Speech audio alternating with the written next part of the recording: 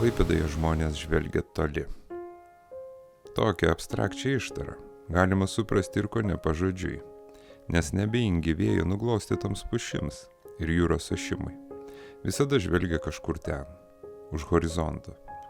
Ir tokioje kontempliacijoje kiekvienas bando įžvelgti savo prasmę, kurią jam įkvepia ši magiška gamtos kūryba. Taip gimsta ne tik individas, bet ir bendra Klaipėdos dvasia.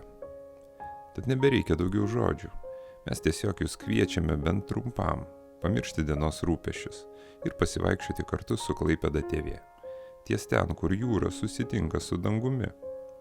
Ir tikimės, jog nepamiršite savo patiktukų, komentarų ir žinoma kanalo prenumeratos. Tik tada mes žinome, jog šis darbas nebeprasmiškas.